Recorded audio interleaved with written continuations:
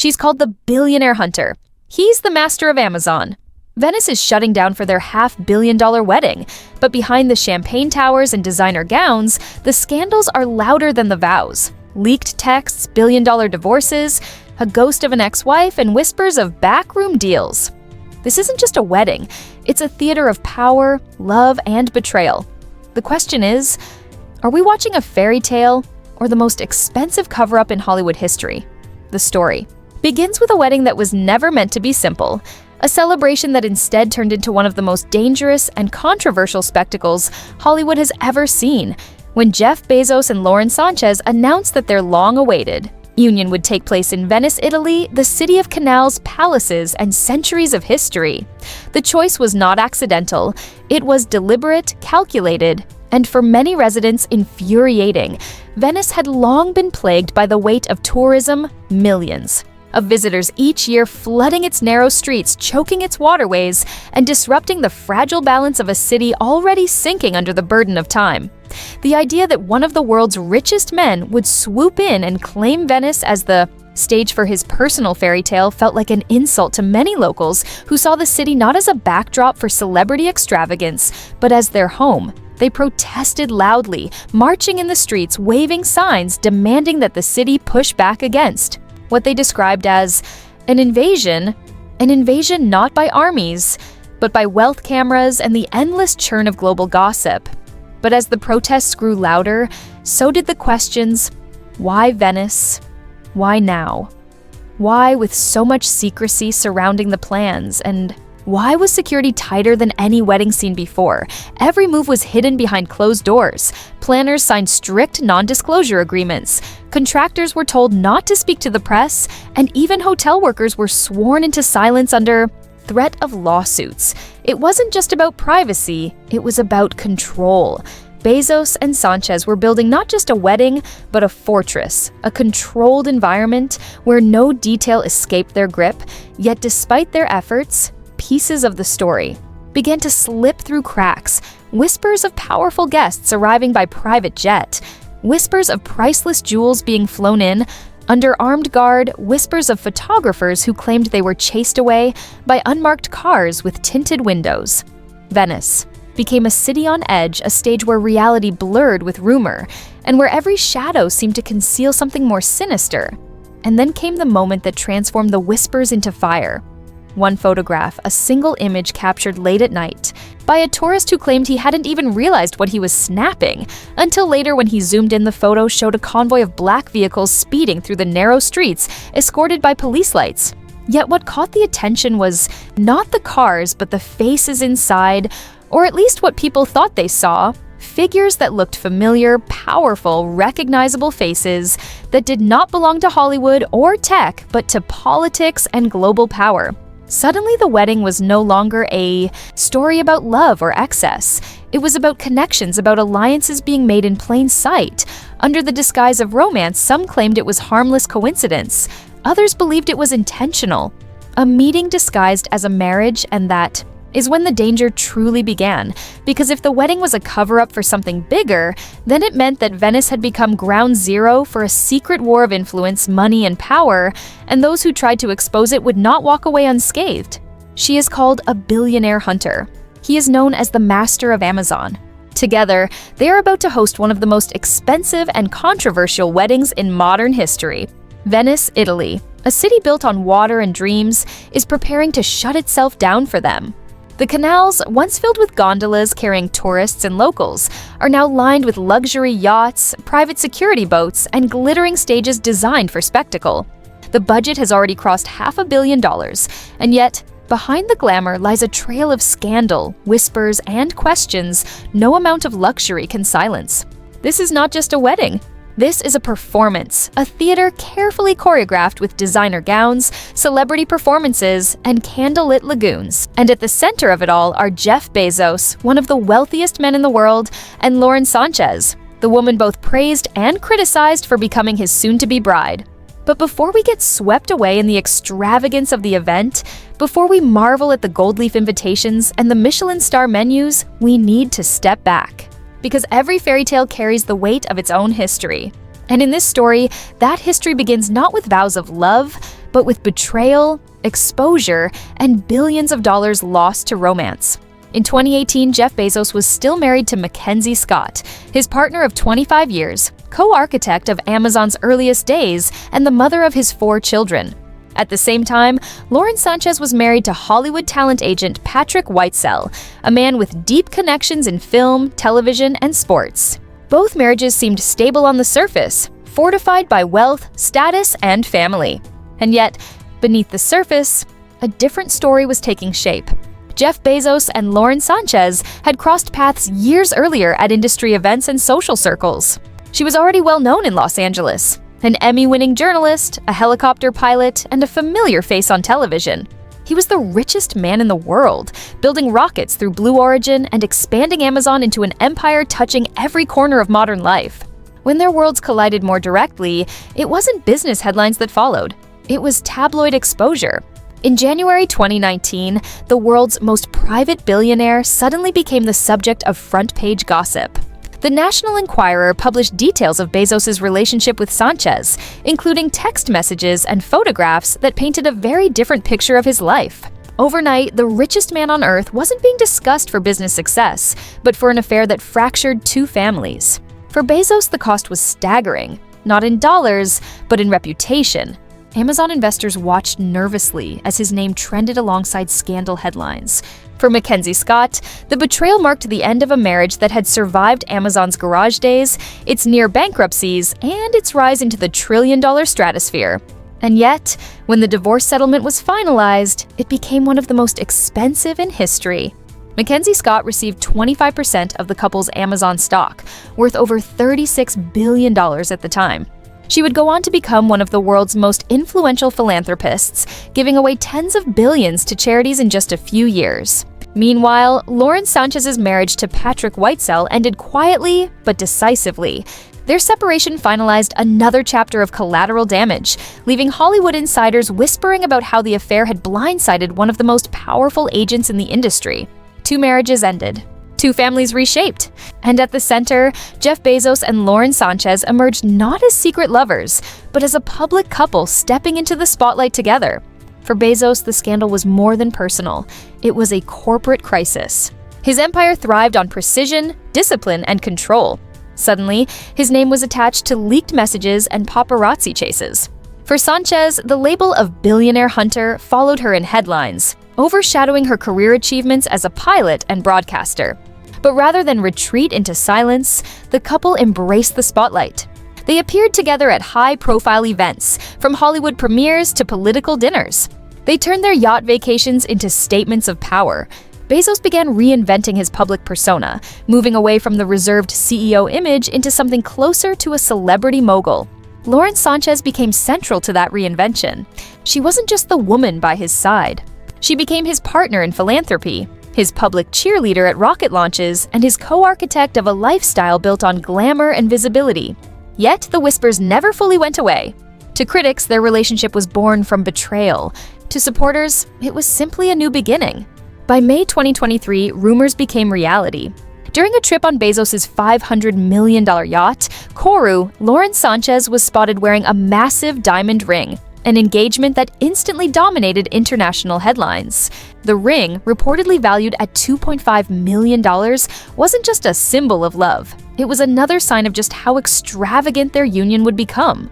For Sánchez, the engagement marked her full transformation from TV host to global headline figure. For Bezos, it was a reminder that every step of his private life now doubled as a public spectacle. The couple's inner circle began whispering about the wedding plans, and almost immediately, Venice emerged as the rumored destination. A city of canals, opera houses, and centuries of grandeur. It was a fitting stage for what would become the billionaire wedding of the decade.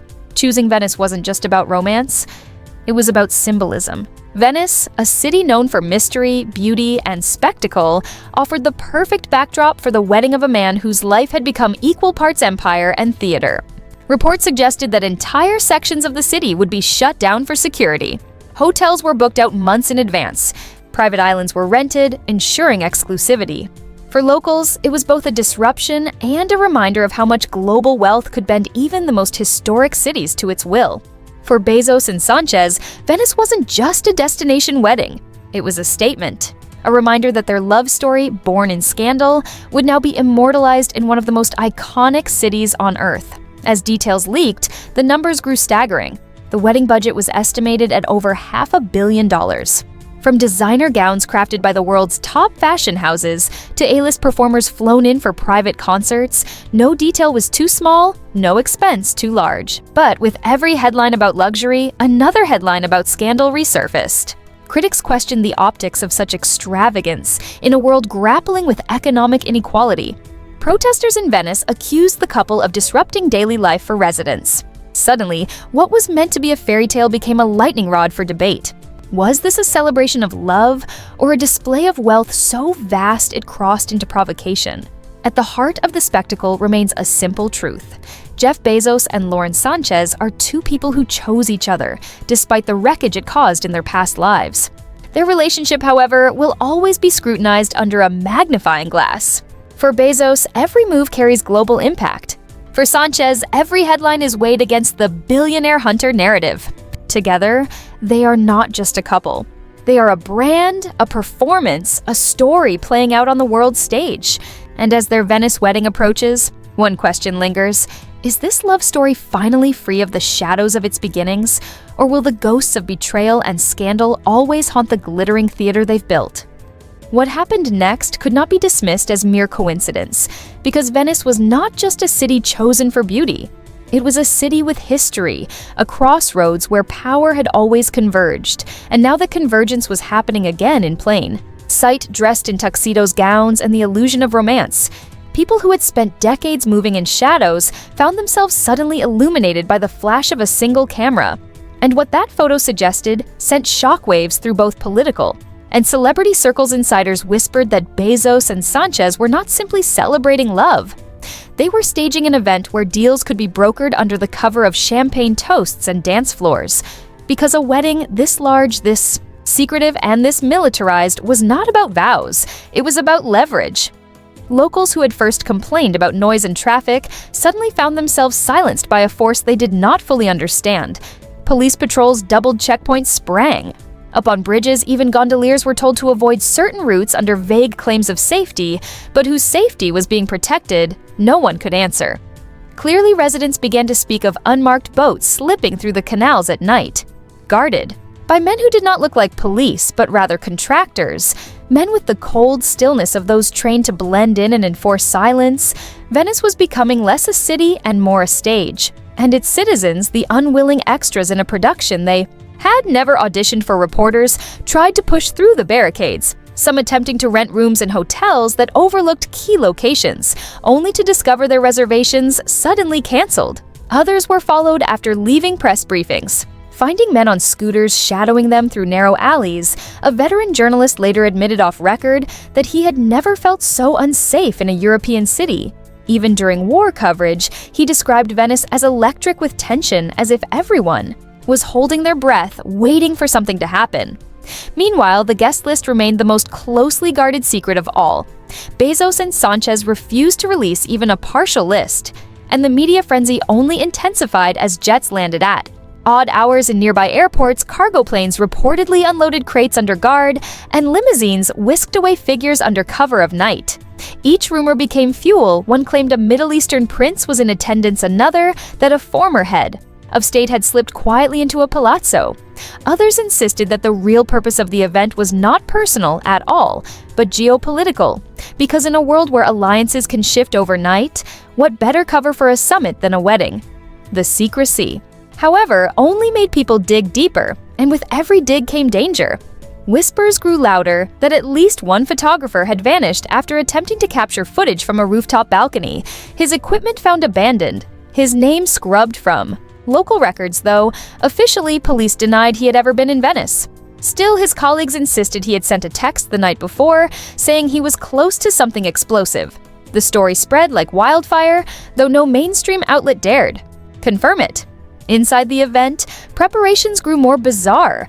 Planners described being given scripts as if they were actors, each instructed exactly when to move, when to smile, when to disappear. It was a choreography not of joy, but of power. The bride and groom rehearsed not just a ceremony, but an operation timing every step, every pause, as if aware that every movement would be recorded, analyzed, and perhaps even weaponized later.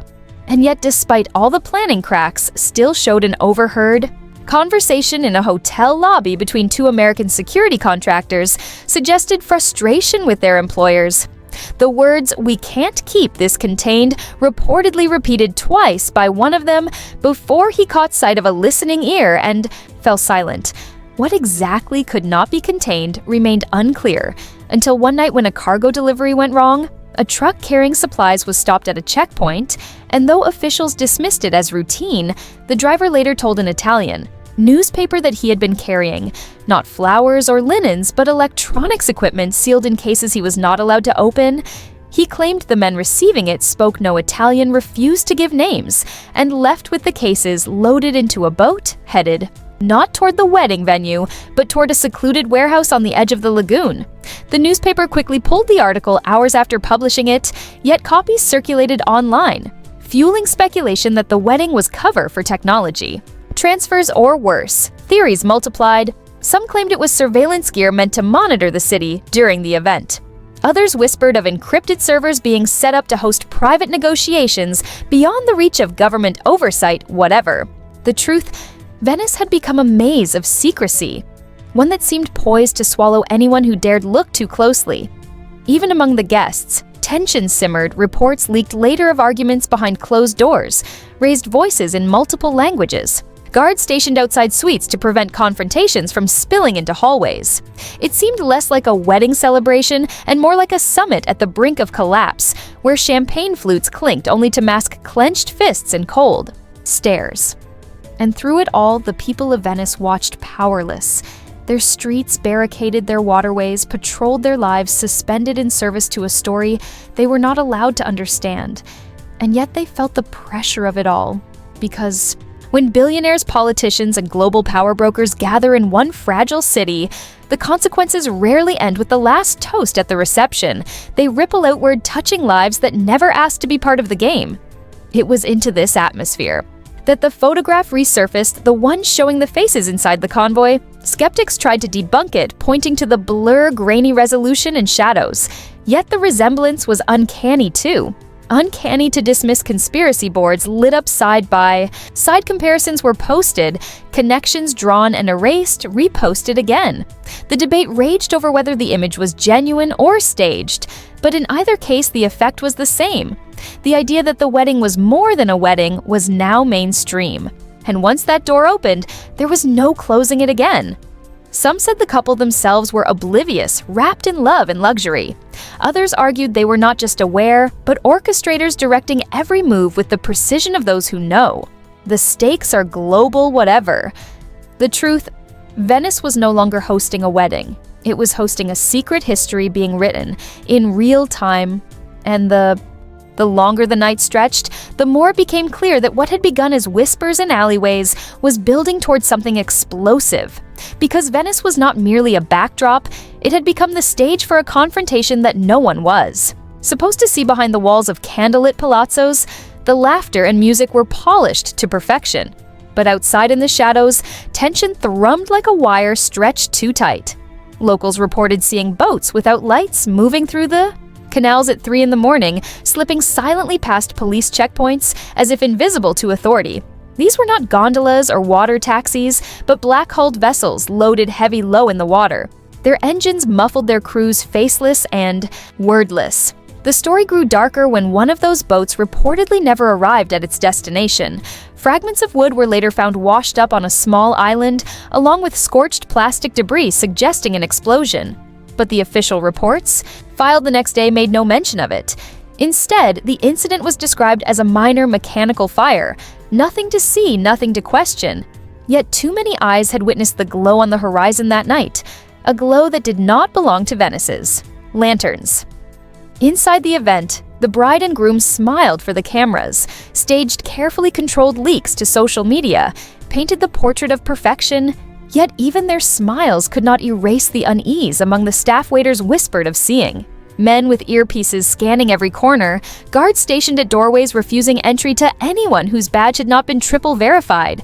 One caterer swore he saw a briefcase handoff between two men in tuxedos under the cover of a champagne tower. The kind of handoff that did not belong at a wedding, but at a negotiation table. And what of the guests themselves? The elite who had traveled from continents away.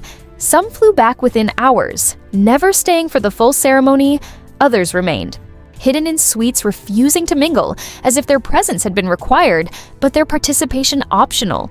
That strange divide only fueled the belief that this was no wedding, but a summit disguised as one. The journalist who had warned colleagues of danger never returned, his disappearance explained away by officials as a mix-up, but no one bought the excuse. His last text circulated among peers, a chilling note that read, "They're not here for the wedding, they're here for something bigger." And then silence. His equipment never recovered. His name never spoken in local press again, as if erased deliberately. Still, the truth has a way of seeping out like water through cracks in old stone.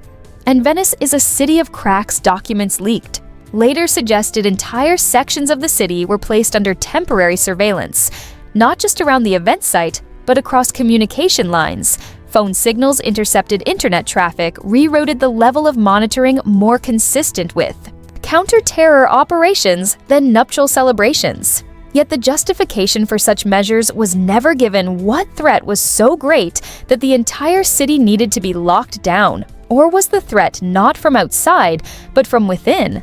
Theories spiraled. Some suggested Bezos used the event to shield private negotiations regarding satellite contracts.